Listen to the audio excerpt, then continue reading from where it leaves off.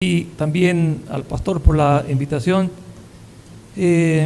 Abran sus Biblias, por favor, me acompañan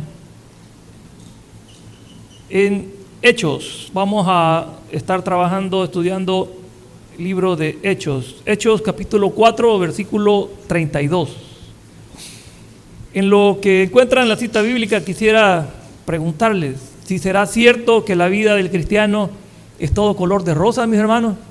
¿Será cierto que todo es así de fácil? ¿Qué les dijeron a ustedes cuando les evangelizaron? Les dijeron que se les iban a acabar todos sus problemas, que sus deudas iban a ser pagadas, que inmediatamente iban a recibir sanidad y que no iban a venir tribulaciones a su vida. A veces así vendemos el cristianismo, ¿verdad? Déjenme decirle que no es cierto. La vida del cristiano se enfrenta muchas tribulaciones y vamos a conocer muchas de esas tribulaciones que los precursores del cristianismo, la iglesia primitiva como le llamamos, tuvo que batallar en medio de esas dificultades. Fíjense que a mí cuando me evangelizaron muchas veces me dijeron esa situación, me la plantearon así, como que era todo muy bonito, ¿verdad? Que, como decimos en el vocablo popular, la vida color de rosa. Pero no funcionó, sino que fue hasta que un hermano vino y me dijo la verdad. Me dijo de que realmente en la vida siempre vamos a tener tribulaciones. El mismo Jesucristo lo dijo. En este mundo tendréis aflicción, dijo, pero confiad que yo he vencido al mundo. Entonces, no nos dijo que todo iba a ser de maravilla. Nos preparó a través de su palabra para enfrentar esas dificultades. La diferencia de nosotros los cristianos con el mundo popular es que Dios pelea por nosotros y nosotros podemos estar tranquilos, siempre esforzándonos, ¿verdad? No es que ahí en la hamaca nos van a llegar todas las bendiciones, no, tenemos que prepararnos y batallar. Así que fue hasta entonces cuando alguien me presentó el evangelio de esa manera que yo me atreví a dar ese paso de fe, que Dios me dio la fortaleza, mejor dicho, para dar ese paso de fe, porque no es de nosotros, sino es un don de Dios. Así que estamos ya ahí, me dicen un fuerte amén si ya encontramos Hechos 4:32. Dice la Biblia, en el nombre del Padre, del Hijo y del Espíritu Santo, y la multitud de los que habían creído era de un corazón y un alma, y ninguno decía ser suyo propio nada de lo que poseían, sino que tenían todas las cosas en común. Oramos. Bendito Padre, toma el control de este mensaje, Señor, toma el control de todo lo que vamos a hablar en esta noche para que tu nombre sea exaltado y para que podamos aprender más de ese carácter, Señor, que tú quieres en nosotros. Todo te lo pedimos en el poderoso nombre de nuestro Señor Jesucristo. Amén, Señor. Amén. Como vemos en esa pasaje de la Biblia que dice que al inicio todos compartían en comunidad. Y así fue como nació. En ese momento todos dice que se reunían y los que tenían vendían sus posesiones y las compartían con los demás porque estaban de alguna manera muy unidos.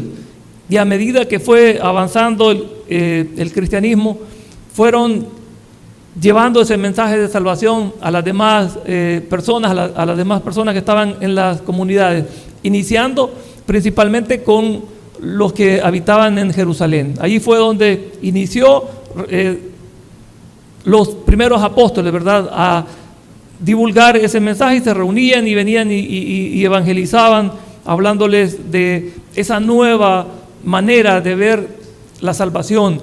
Y de repente, poco a poco fueron caminando y fueron trayendo más nuevos creyentes, nuevos cristianos a eso.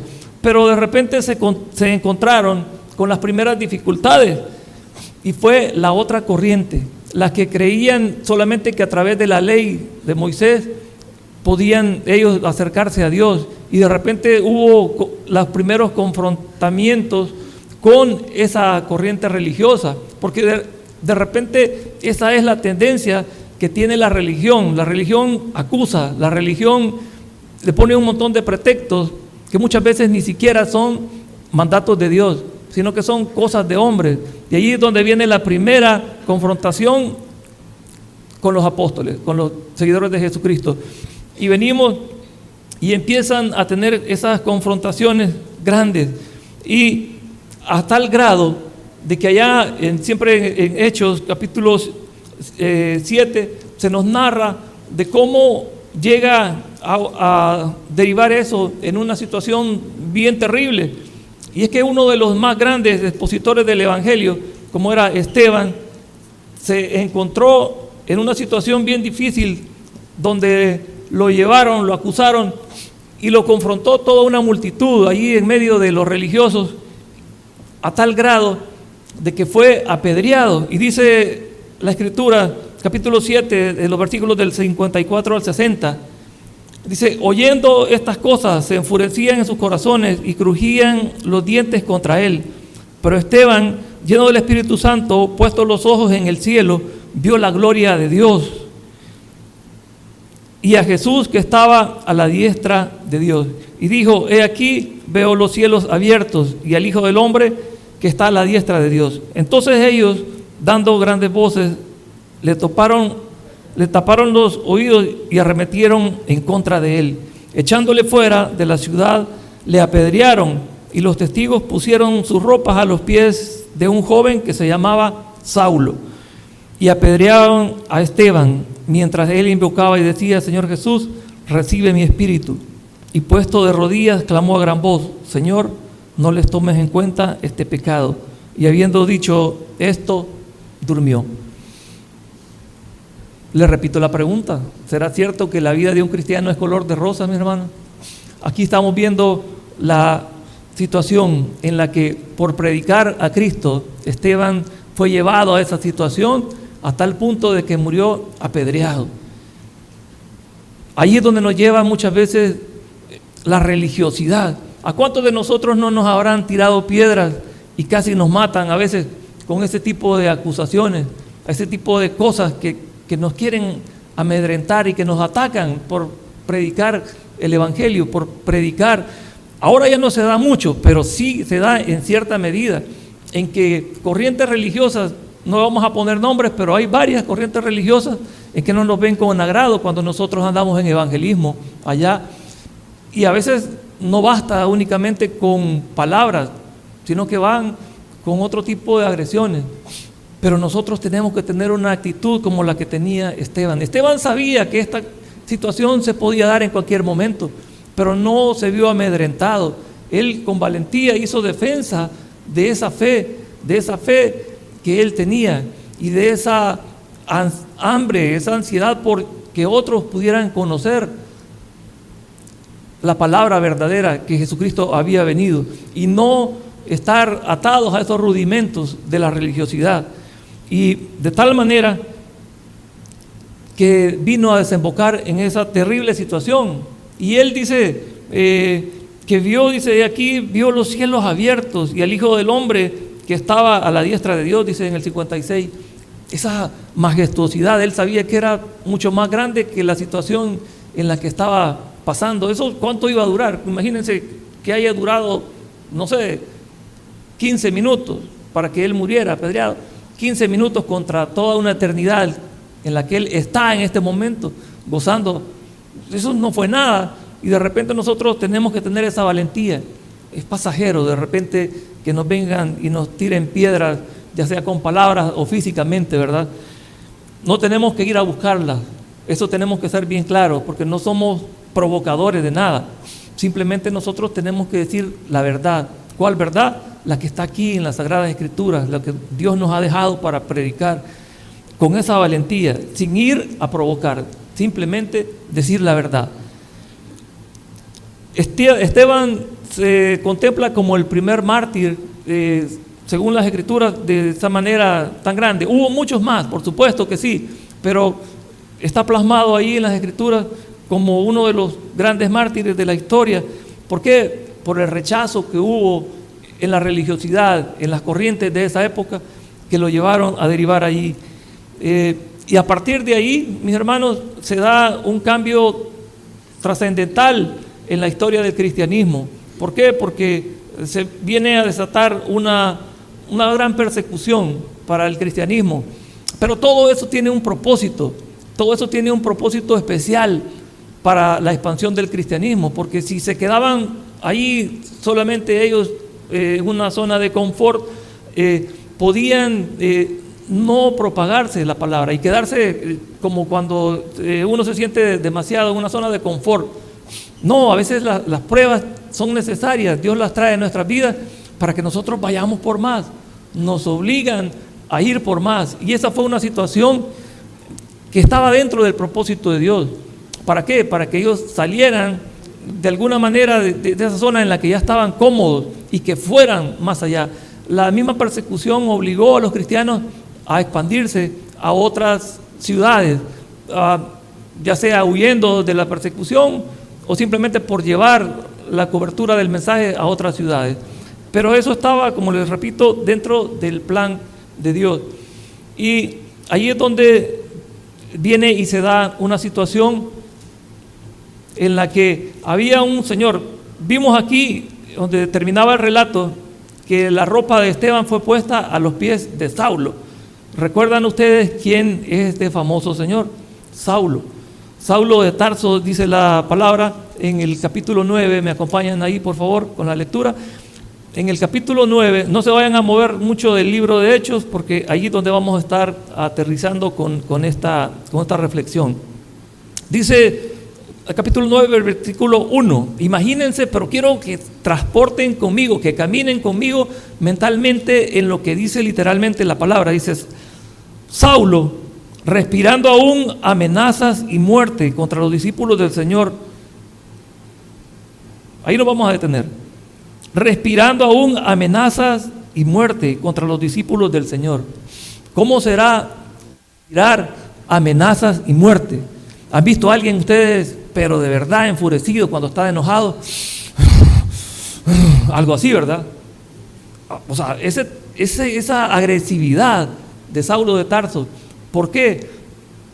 Por lo que había puesto la religión, por lo que había puesto la religiosidad, sin haber conocido que la salvación es por obra y gracia de nuestro Señor Jesucristo, sin conocer esa nueva corriente que se venía predicando.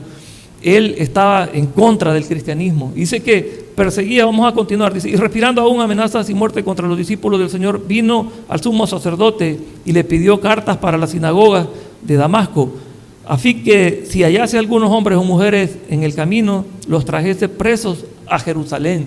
Él quería ir por más, por más cristianos, para llevarlos y que padecieran lo mismo que había hecho padecer a Esteban. Yo quisiera preguntarle en esta hora, ¿dónde estaba usted cuando Jesucristo lo encontró? ¿Qué andaba haciendo? ¿Para dónde iba? Dice la Escritura ahí más adelante, y los reto a que si ya la leyeron, la vuelvan a leer otra vez y repasen y mediten. Saulo de Tarso iba camino a Damasco con un objetivo muy diferente a buscar a Cristo. ¿Dónde andábamos nosotros cuando Cristo nos llamó? Y también quiero invitar a aquellos que todavía no conocen a Jesucristo, que no han tenido ese encuentro personal con Jesucristo, que si lo tienen, tengamos la actitud de Saulo de Tarso. ¿Cuál es una de las grandes características de Saulo de Tarso? De lo bueno que podemos rescatar de ese momento es que él fue dócil. Él conocía de la ley, pero no conocía mucho de Jesucristo, solo sabía que era un enemigo y que los cristianos que predicaban de Jesucristo los consideraban como enemigos. Pero en el momento que Jesucristo lo confrontó, en el momento que él tuvo un encuentro personal con Jesucristo, él fue dócil porque reconoció que estaba viéndose cara a cara con un ser superior. Y ahí dice que cuando un resplandor del cielo lo hizo caer en tierra, él reconoció que estaba ante un ser superior y le dijo, ¿quién eres? Dijo, yo soy Jesús, al que tú persigues. En ese momento vea la actitud de Saulo de Tarso y le dice, ¿qué quieres que yo haga? Muchas veces nosotros hemos tenido ese encuentro con Jesucristo y lo hemos pasado de largo, y muchas veces buscamos otras alternativas y a veces rezongamos, iba a decir. Conocen ese término, rezongar, ¿verdad? Nosotros renegamos de lo que nos está pasando y no reconocemos que estamos ante un ser superior y venimos y tomamos otra salida y no como la que tomó Saulo de Tarso en ese momento. Y dice, ¿qué quieres que yo haga? Y viene y le dice que vaya a la sinagoga, y allí se da otro encuentro, pero súper poderoso, que lo encontramos en Hechos, siempre en el capítulo 9, los versículos del 13 al 16, donde Jesús manda a Ananías a que vaya y le hable a Saulo de Tarso. Y vean otra situación en la que nosotros, al menos yo, no sé ustedes, me he encontrado, ya lo vamos a analizar. Dice en el capítulo 9, versículo 13, dice: entonces Ananías respondió: Señor, he oído de muchos acerca de este hombre, cuántos males ha hecho a tus santos en Jerusalén, y aún aquí tiene autoridad de los principales sacerdotes para prender a todos los que invocan tu nombre. El Señor le dijo: ve, porque instrumento escogido es este para llevar mi nombre en presencia de los gentiles y de los reyes y de los hijos de Israel, porque yo le mostraré cuánto le es necesario padecer por mi nombre. El detalle que quiero que analicemos: Ananías era un conocedor de la gracia de Jesucristo. También era conocedor de lo que Saulo estaba haciendo. Dice que había hecho muchos males a los cristianos en Jerusalén. Y le dijo: espérame, no es este aquel que persigue cristianos y les hace daño y todo lo demás. Pero Jesucristo ya tenía un propósito en cómo iba a usar a Saulo. Pero lo que yo quiero que reflexionemos es cuántas veces a nosotros nos han acusado por nuestra pasada manera de vivir. Y cuando nos ven aquí al frente y cuando nos ven con una Biblia y pasar y cantar alabanzas al Señor, y de repente estamos evangelizando y no es aquel Juanito y no es aquel fulano el que era esto y era lo otro. Allí es donde nosotros tenemos que recordar aquella palabra de que el acusador ya no puede venir a acusarnos de eso. ¿Por qué? Porque hemos sido limpiados con la sangre de Cristo, porque esos pecados ya fueron borrados con el sacrificio de Jesucristo en la cruz del Calvario. Y por eso nosotros no debemos desmayar, aunque el mundo nos tire piedras de esa manera. Nosotros tenemos que continuar y demostrarle al mundo lo que Dios ha hecho en nosotros, no lo que nosotros somos, no, lo que Cristo ha hecho en nosotros, y mostrarle al mundo la gracia salvadora de Dios, la transformación que Él nos ha dado. Porque Jesucristo no solo te borro los pecados y ya, no, Él nos regenera, nos hace una nueva criatura, pero tenemos que mostrarla, ¿verdad?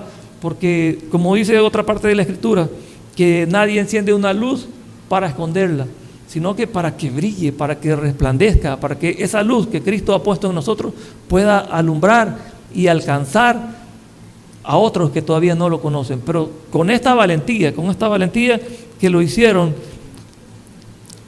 la iglesia primitiva. En la vida siempre tendremos muchos retos y muchos desafíos.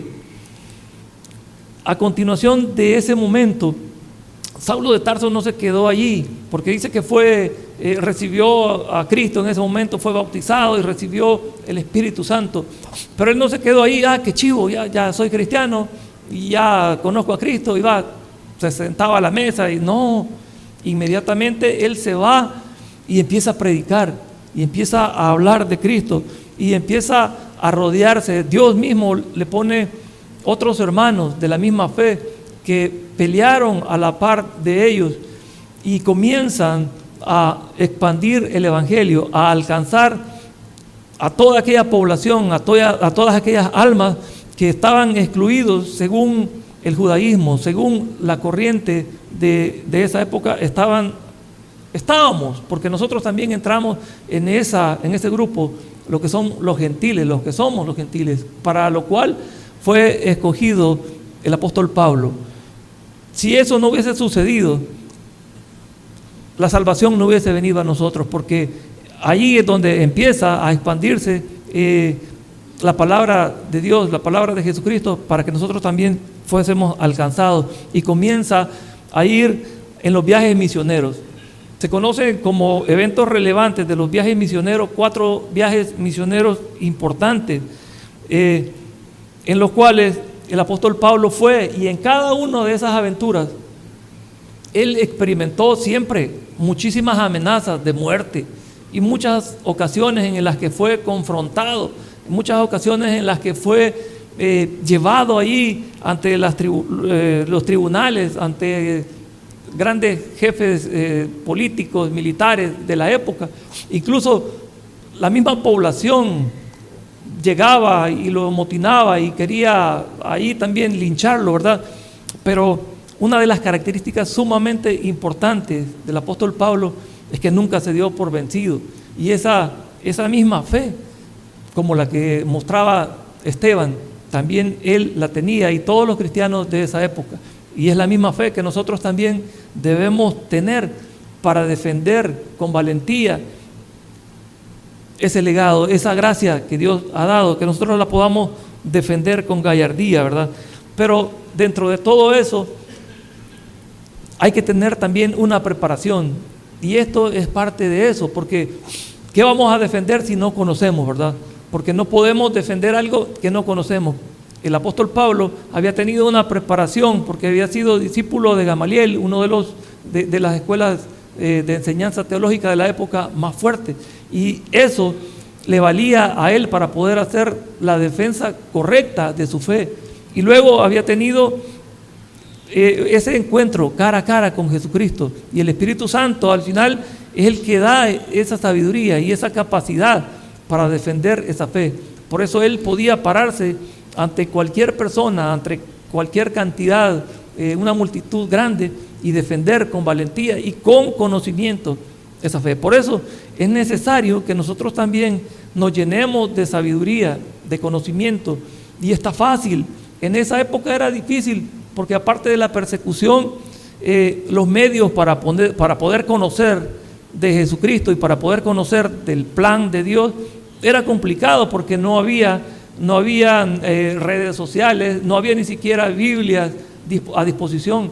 Pero nosotros ahora tenemos la palabra profética más segura, nuestra Biblia, donde está todo para poder conocer el carácter de nuestro Dios, para poder conocer las instrucciones que Dios nos ha dado, para que podamos primeramente vivir de la manera correcta nuestra vida, y enseguida para poder instruir a otros acerca de todas y cada una de esas instrucciones que Él nos ha dejado. Esa preparación es la que también debemos fomentar cada uno de nosotros, para que podamos ir siempre con valentía y con conocimiento, defendiendo cada uno de esas situaciones que se nos van a venir. O sea, de repente, cuando participamos en evangelismo, eso es natural que tengamos ese tipo de confrontaciones o cuestionamientos allá en la calle, o simplemente por ser cristianos y venimos a la iglesia, venimos al culto y nos ven con una Biblia. Ahí están de repente las personas confrontándonos, cuestionándonos, y no tengamos miedo de eso. Debemos tener el conocimiento, ¿verdad?, para estar seguros de nuestra fe y poderla defender cuando nos corresponda. En medio de todo esto hay grandes dificultades. Recordemos que dentro de todas estas situaciones, el apóstol Pablo tuvo una muy grande cuando iba camino a Roma, que ya lo llevaban, lo habían, después de tanto acusarlo, lo lograron detener y lo llevaban hacia Roma. En ese camino se encontraron con una horrible tormenta, y en esa tormenta fue tan grande, a pesar de que él había advertido por revelación de Dios de que era muy peligroso viajar, pero como tenían los militares que lo llevaban, tenían una visión, tenían que llevarlo, ¿verdad? Entonces, y el capitán del barco dijo: no, vamos porque vamos, y se atrevieron a ir, y a medio mar les vino esa gran tormenta, en la cual todos se daban ya por muertos, porque la verdad, en lo natural, en lo humano, era imposible que pudieran salir con vida, porque era una tempestad demasiado fuerte. Todos habían tirado la toalla ya y decían: aquí vamos a morir. Incluso hubo un momento en el que habían tomado la decisión de matar a todos los presos, incluyendo al apóstol Pablo, que iba allí, ¿verdad?, preso. Pero como era una misión que sí o sí tenía que llegar a Roma y tenía que llegar vivo, Entonces dijeron, no, nos vamos, no matamos a nadie y se van todos en el barco. Pero por visión, un ángel del Señor le dijo al apóstol Pablo que ninguno iba a morir, que la embarcación iba a hacerse pedazos, pero que ninguna vida humana se iba a perder. El único que creyó esa palabra fue Pablo, porque era el que tenía la relación con Dios. Todos los demás habían tirado la toalla. Pero bueno, donde quiero llegar es que al final la barca se rompe en pedazos, hay un naufragio y llegan a una isla, ¿verdad? Y en esa isla, ustedes se recuerdan, habrán leído la historia, si no los invito para que la puedan repasar, está ya en el capítulo 27. Una víbora venenosa lo muerde y todos esperaban de que cayera ahí. Y dice, bueno, algunos dicen incluso, algo tiene Dios contra que si no lo mata la tormenta ni lo matan los soldados, la serpiente lo va a matar. Pero hasta allí viene la cobertura de Dios. Y dice que él sacudió la víbora en la fogata, porque tenían una fogata, y ahí muere la serpiente y él queda tranquilo. Pero no porque era muy guapo, ni porque era inmune o que tenía las 4 vacunas como las tenemos nosotros algunos, ¿verdad? No, porque el poder de Dios estaba allí. Llevémoslo a nuestras vidas. ¿De cuántas nos ha salvado nuestro Dios? Los que estamos aquí somos productos de milagros grandes, ¿sí o no? Hemos pasado una pandemia donde botaban cantidades de muertos, mis hermanos. Muchas veces ni siquiera los reconocían. En nuestro país fue muy duro, pero en otros países fue horrible. En Nueva York, en Los Ángeles, en Washington, en un montón de lugares, en Italia, países de primer nivel, de primer mundo, que podrían decir, ¿cómo puede pasar eso? Pero ahí están, no es historia, es real, es real. Acabamos de pasar no sé cuántos años, pero un montón de años. Primero, yo sé que aquí hay algunos de mi época, que ya les veo las canas, y pasamos una guerra civil horrible. Pasamos luego otro tipo de conflictos que fueron tremendos, y Dios nos ha librado. Eso es tan similar a la mordedura de esa víbora, porque encontrarse con unas víboras que andaban por ahí hace unos pocos tiempos, créame que es un milagro de Dios que estemos aquí. Y nos sigue librando de muchas situaciones. Yo he oído acá en esta iglesia testimonios maravillosos de hermanitas y hermanitos que Dios los ha librado literalmente de la muerte. Y Él quiere seguirnos librando. Pero ¿qué debemos hacer? Seguir tomados de la mano de Dios, para que esos milagros sigan dándose en nuestra vida, sigan dándose también en nuestra actualidad. No solo para ser librados, sino porque esos testimonios, como este que está plasmado en las Escrituras, también puedan servir para edificar a nuevos cristianos, que conozcan el poder de Dios, que conozcan el carácter de Dios y que Él está al cuidado de nosotros, porque los testimonios son para eso, para aumentar nuestra fe, pero también para aumentar de aquellos que todavía no le conocen.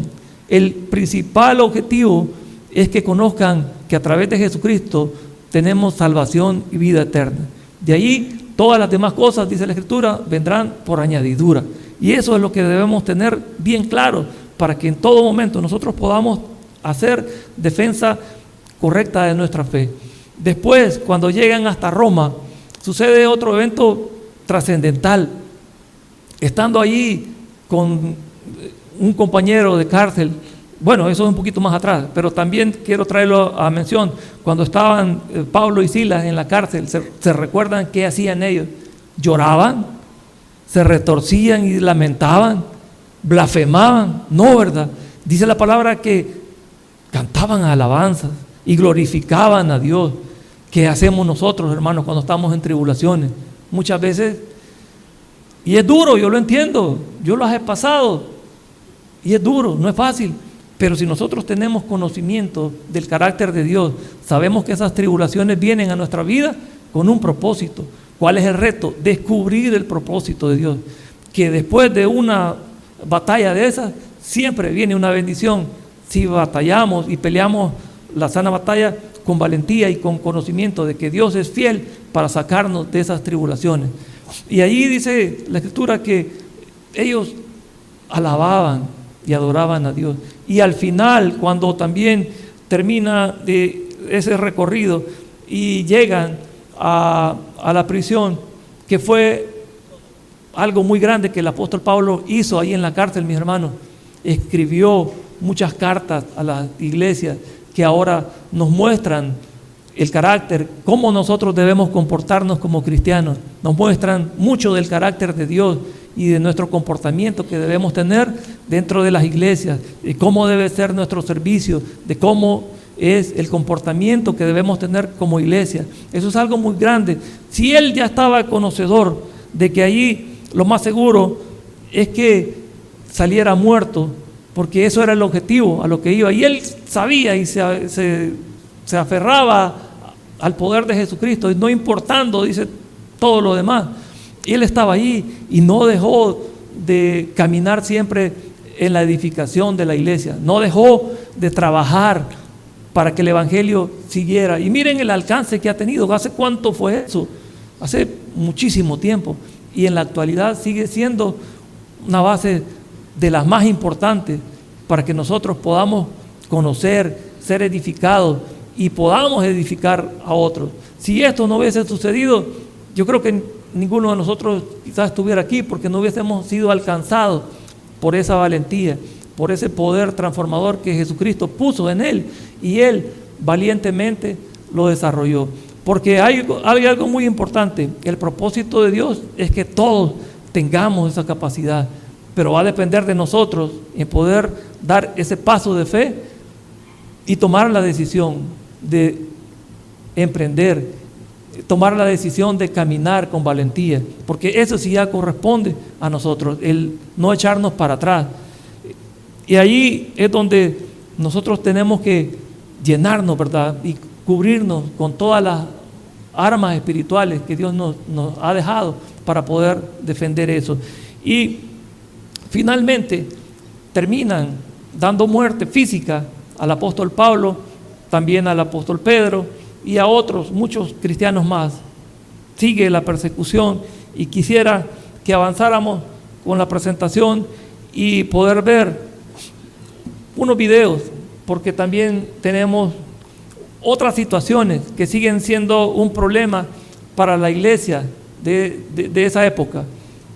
Pónganle atención a un pequeño video que tenemos preparado por ahí. Hola a todos, bienvenidos a este nuevo video de nuestra serie sobre historia de las religiones. Esta vez para hablar sobre el cisma de Oriente y el cristianismo. El cisma, la separación entre la Iglesia de Oriente y la de Occidente, entre el patriarcado de Constantinopla y la Iglesia romana, se situó oficialmente.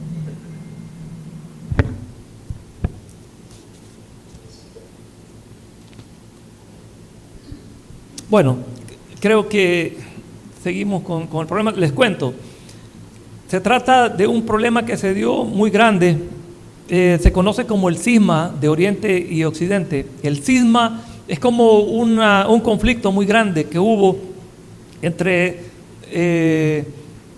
Roma, una situación que se dio por problemas políticos, por problemas, se mezcló la religión, la política y la economía, y se dieron diferentes problemas, y viene una ruptura y se divide Roma en Roma de Occidente y Roma. ¿Estamos con el video? No, ok. Estamos en esa división que se da muy grande. Se divide en Roma de Occidente, que es la Roma actual, o la Roma donde queda sentada la Iglesia Católica, y la Roma de Oriente, que es mejor conocida como Constantinopla. El problema se centró en una modificación que hicieron al credo apostólico, que incluyeron una situación, una palabra ahí referente al Espíritu Santo, pero en realidad eso fue más bien la gota que derramó el vaso, como decimos. Ya había un conflicto grande. Pero, ¿por qué quiero mencionarles eso? Porque cuando se mezcla otras cosas que no son propiamente las espirituales, se deriva en eso. Y es en lo que debemos evitar caer, en que nuestra adoración, nuestro servicio, nuestro conocimiento, nuestra predicación debe estar centrada únicamente en conocer el carácter de Dios y en predicar de Cristo, de lo que Él hace en nosotros. No mezclar política, no mezclar intereses económicos, porque al final esto vino y derivó en esa situación. Luego hay, a raíz también de otras situaciones, ellos mientras se peleaba Roma de Occidente con Constantinopla, se descuidaron de todo su casa, ¿verdad? De todo su territorio, y vino el Islam y comenzó a conquistar territorios. Dentro de ellos estaba Jerusalén y Tierra Santa y muchos lugares que son importantísimos para donde nace, pues. Recordemos que Jerusalén y todo fue la tierra prometida, donde desde el inicio viene una promesa, Israel y todo. Entonces el Islam había conquistado esas tierras y de allí nace una nueva alianza entre Constantinopla y Roma de Occidente, y se dan una serie de expediciones militares llamadas las cruzadas. Yo sé que han oído por ahí de eso, y las cruzadas fueron precisamente eso, expediciones militares. ¿Cuál fue el gancho para reclutar adeptos hacia eso? Decirles que iban a reconquistar tierra prometida, Jerusalén y todo eso. Al inicio, démosles el beneficio de la duda, quizás fue la buena intención de reconquistar esas tierras que habían sido tomadas por musulmanes y el Islam, pues sí, por el patrimonio que tenemos, ¿verdad? Pero luego se contamina. ¿Por qué? Por lo mismo que vimos antes. Vino los intereses políticos, militares y económicos y se mezclaron, y mucha gente de eso iba nada más por fanatismo, iba por que veían el montón de turbas que iban para allá, y se corrompió todo y empezaron a hacer invasiones en territorios donde iban en camino, saqueaban, invadían y hacían un montón de atrocidades que no tenían nada que ver con el verdadero cristianismo. De ahí se levantan un montón de corrientes que no tenían, como les repito, nada que ver con lo verdaderamente puro, con lo verdaderamente especial. Dentro de todo eso hubo muchas situaciones en las que se puso en riesgo el carácter esencial de la palabra de Dios, y la Biblia misma tuvo muchos intentos por desaparecer las escrituras, y nosotros sabemos que esa es nuestra fe, que esa es la base fundamental de nuestra fe. Veamos lo que dice, ahora sí los voy a invitar a 2 de Timoteo 3:16. Veamos lo que dice la palabra de Dios. 2 de Timoteo 3:16 dice: toda la escritura es inspirada por Dios y útil para enseñar, para redarguir, para corregir, dice, toda la escritura es inspirada por Dios y útil para enseñar, para redarguir, para corregir, para instruir en justicia, a fin de que el hombre de Dios sea perfecto, enteramente preparado para toda buena obra. Hermano, yo espero que cada uno de ustedes tengan una Biblia ahí y puedan levantarla y conocer que este es el instrumento que nosotros debemos usar como cristianos para conocer el carácter de nuestro Dios, para conocer todo lo que Dios ha dejado para cada uno de nosotros y defenderla con mucha valentía, para defenderla con mucha gallardía, y podamos nosotros después, al final de nuestra carrera en esta vida, tener esa seguridad de que nosotros hemos caminado conforme a esta instrucción, defendiendo nuestra fe y ayudando a otros al conocimiento de la palabra para alcanzar salvación y vida eterna. Y quiero que me acompañen, por favor, todos, siempre ahí en 2 de Timoteo, en el capítulo 4, en el versículo 7, y hagamos de esto un propósito en nuestras vidas, mis hermanos, todos y cada uno. Segunda de Timoteo, capítulo 4, versículo 7. Márquelo y si quiere escríbalo ahí en la entrada de su casa para que no se le olvide nunca esto que nosotros debemos tener como reto al final de nuestras vidas, porque vamos a morir, tarde o temprano vamos a morir y debemos forjarnos una meta, que sea nuestro legado para nosotros mismos y para los que, nuestra familia, nuestro entorno. Poder decir, como lo dijo el apóstol Pablo ahí cuando estaba ya cerrando su ciclo en la vida, en los últimos escritos que hizo, dice: he peleado la buena batalla, he acabado la carrera, he guardado la fe.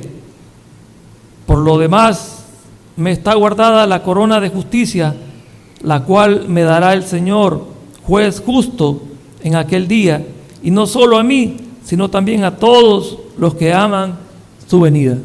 Mis hermanos, eso debe ser el punto de aterrizaje de nuestra vida. Yo quisiera dejarles este reto, que nosotros tengamos como un propósito cerrar de esa manera nuestra vida. Y quisiera también invitar, si alguien todavía no conoce a Cristo, que pueda conocerlo, para que haga de eso también de nuestro Señor Jesucristo el Señor de su vida, y que pueda poder disfrutar y poder tener esa seguridad de que no está solo en este mundo, y que a pesar de las dificultades que vengan a su vida, tener la seguridad de que Dios pelea a la par nuestro. Así que si hay alguien en esta noche que pueda ponerse de pie y dar ese paso de fe, este es el momento. Si no lo hubiera, quisiera invitar, si alguien nos está viendo en la transmisión, si alguien cuando escuche este mensaje, Dios toca su corazón, que no se haga indiferente a ese encuentro con Jesucristo, porque nadie vuelve a ser el mismo después de tener un encuentro verdadero con Jesucristo. Quisiera decirle que ahí invoquemos el nombre de nuestro Señor, diciéndole: Señor Jesús, yo te recibo hoy como mi único y suficiente Salvador personal. Creo que eres Dios y que moriste por mis pecados. Soy pecador. Perdóname, Señor. Gracias doy al Padre por haber enviado a su Hijo a morir en mi lugar. Señor Jesús, escribe mi nombre en el libro de la vida, para cuando yo muera pueda gozar eternamente en tu presencia. Hoy te declaro como mi Señor y mi Salvador personal. En Cristo Jesús. Amén y amén. Dios les bendiga, mis hermanos. Les regalamos